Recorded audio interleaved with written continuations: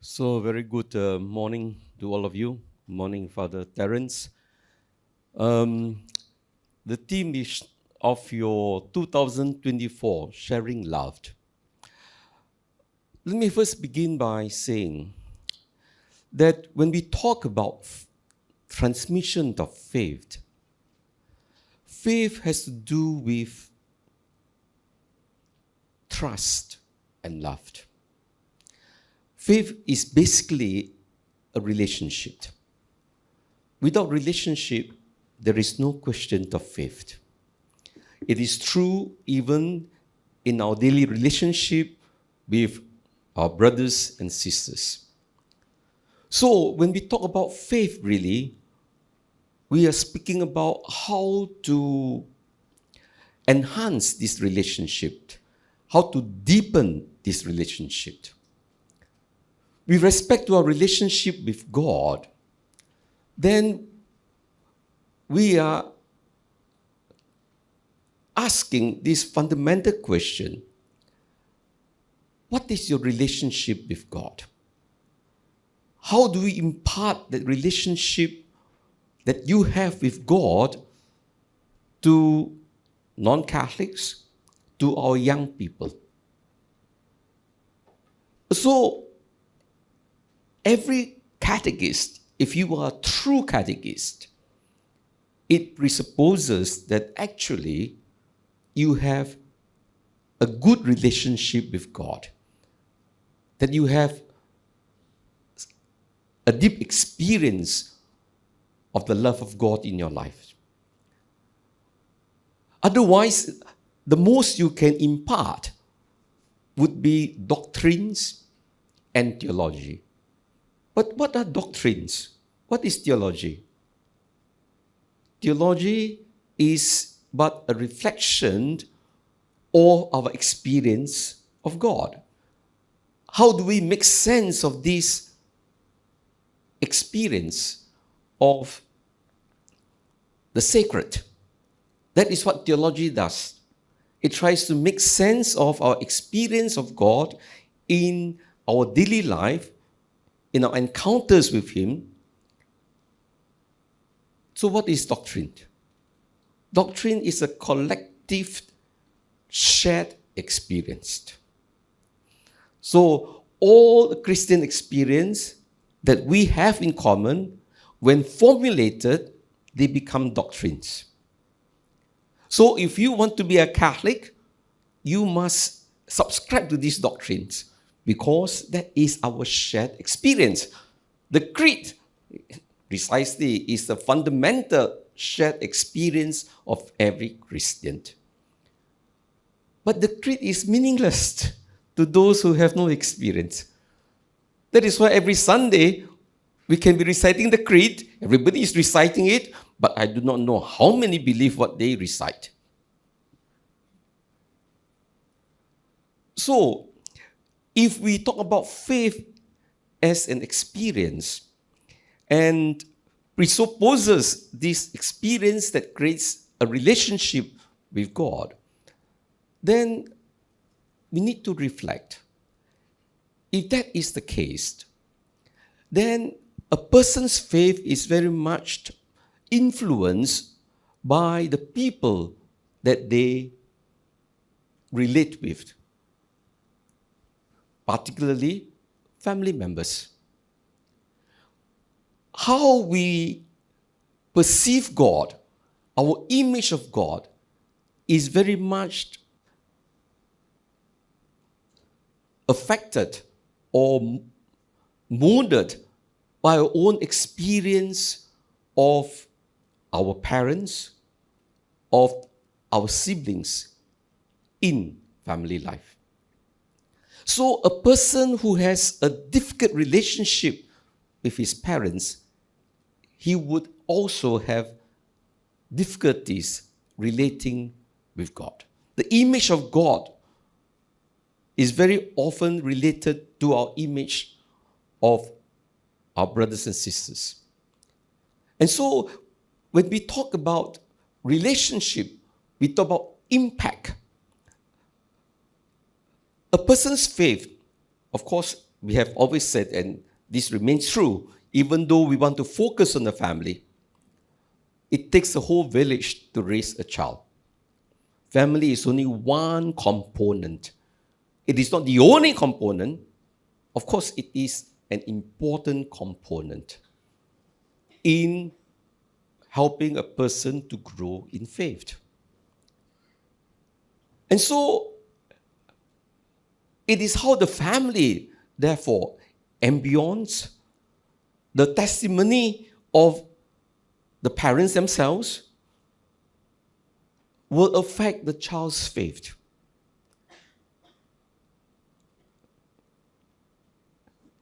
But again, be careful. Don't blame parents for everything when the child fails in their faith.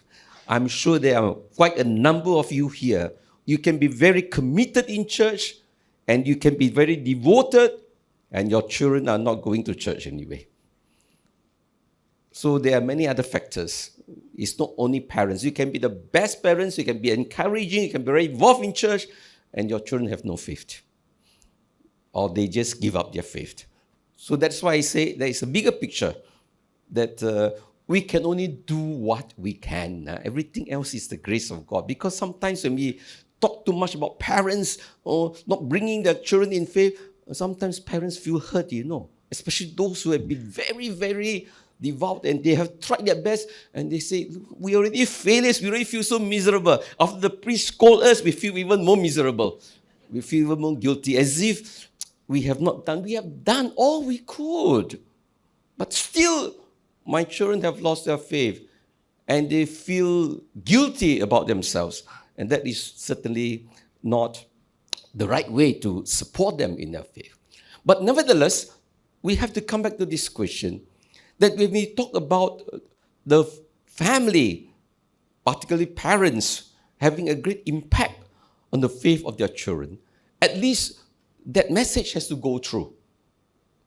Perhaps it is not always successful in every case, but the message has to go through.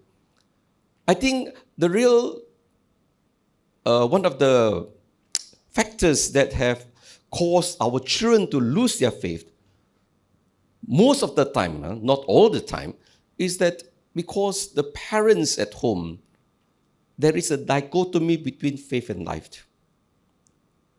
They can be sending their children to catechism, but their whole life is not a Christian life. There is no Catholic ambience. They themselves are not excited about the faith. They are just fulfilling an obligation to send their children to church. And they think the catechists are miracle workers. They think just send their children and you will transform them. That is fat hope. It does though. Again, the grace of God works in so many different ways. We cannot discount that. Because there could be a child that comes from a family that the parents are really difficult in whatever, a very dysfunctional family, but because there is a catechist who is exemplary, who is sincere, loving, that catechist can actually be the one that bring up this child in the faith, and he could possibly be the next cardinal in Singapore. We do not know. So, life doesn't happen always logically. We can only provide the situation, we can only provide the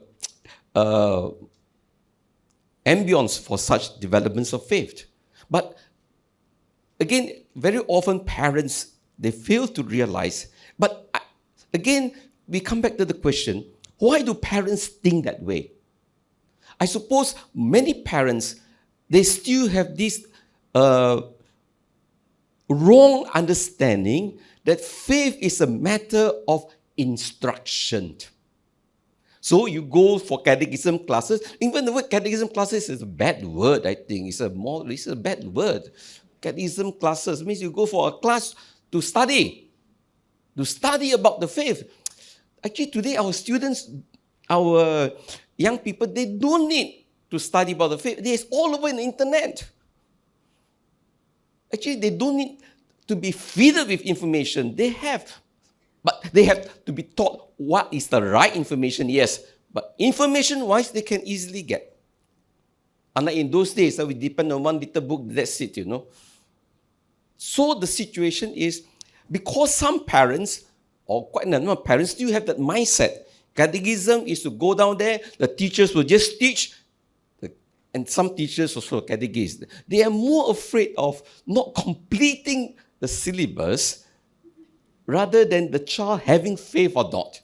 So by hook, by crook, let us finish the syllabus. Now, whether you have faith or not doesn't matter, because we need to pass you because the next batch is coming. We go and we need to bring in the next batch. Doesn't matter, So sometimes I think it is because of the kind of mindset that delimit us, that we fail to realize that at the end of the day, do we bring that person to a deeper relationship with the Lord? Understanding your faith is a whole life process. Even I'm still trying to understand my faith. There is no end. But there will be an end to this understanding of faith and the relationship ends. But if you can give the person that relationship, even though he might not understand everything that has been taught, and I don't think so, as if you understand everything that I've said, I think mostly the homilies, I think I preach for 15 minutes, the most you can remember is 2 minutes. You can't remember everything. But it is an ongoing process. So the mindset of our parents is that we send them for catechism classes, and just because they attend, they will find faith. They cannot. They will not find faith. Unless, and this is where I think we are building communities, unless in the catechism class, you have the students or the children among themselves, young people, they have a sense of camaraderie, kind of brotherhood, and so that will give them strength because it's a peer community. Then they experience the love of God. That will support them. But again, sometimes I must tell you, because I hear so many complaints, they always think Bishop is complaining. Not for complaints, I think frustration.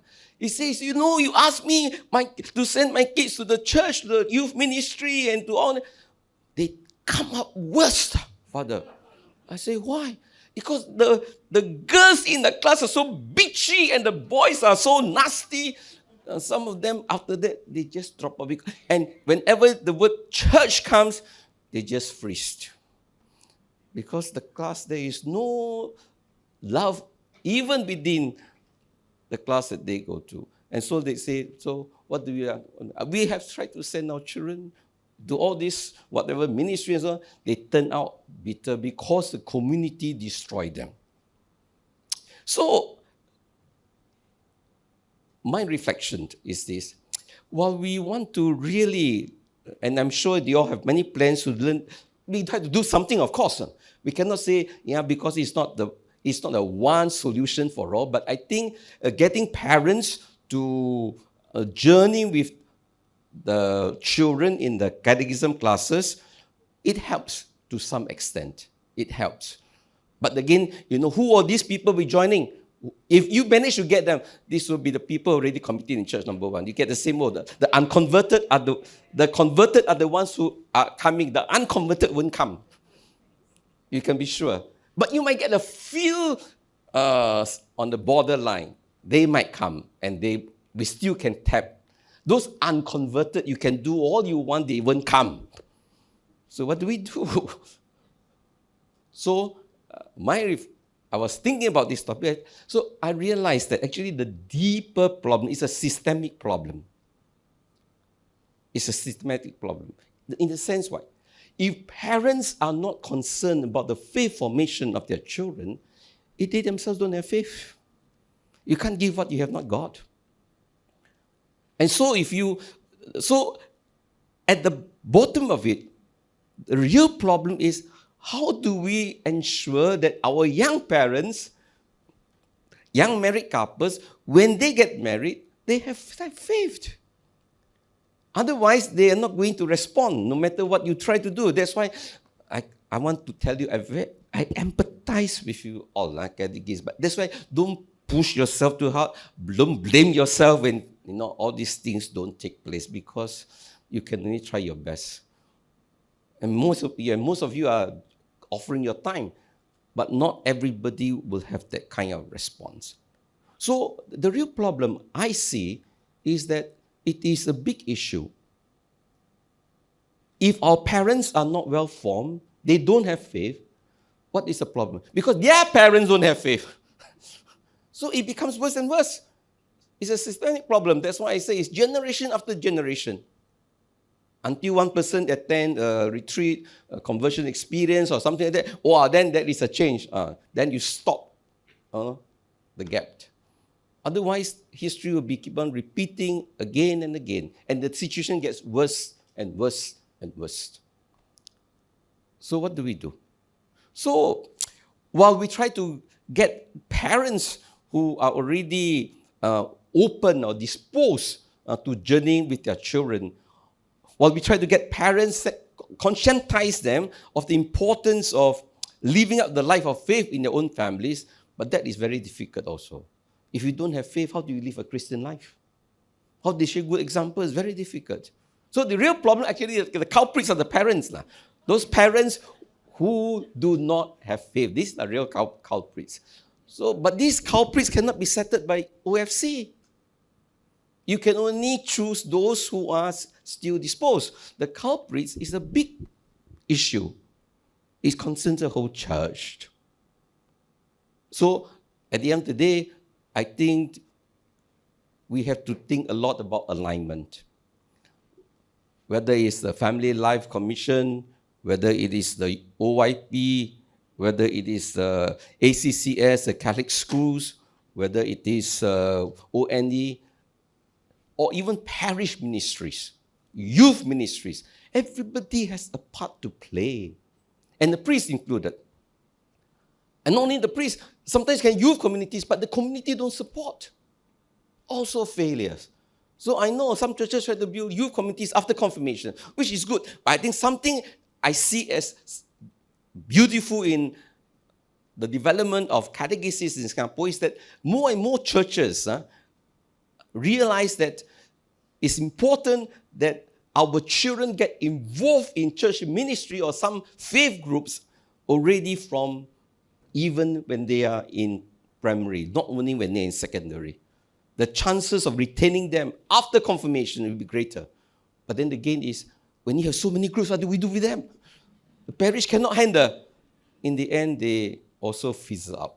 So all these areas. So I think perhaps we need to really think through how we can connect with other church-related ministries, organizations, to help us to prepare our parents and to help our parents to journey with our young people. If we can get them to journey with them, that is ideal. Because last night I was in St. Michael's SJI Junior, formerly St. Michael's Institution, school. Now all the Catholic schools, what do they have? They all have this parents group that support the spiritual life of the people. And the parents themselves grow in faith. And I think we really need to see how we can tap whatever we can to bring more parents on board.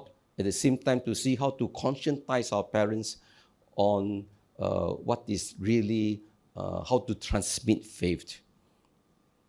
Thank you.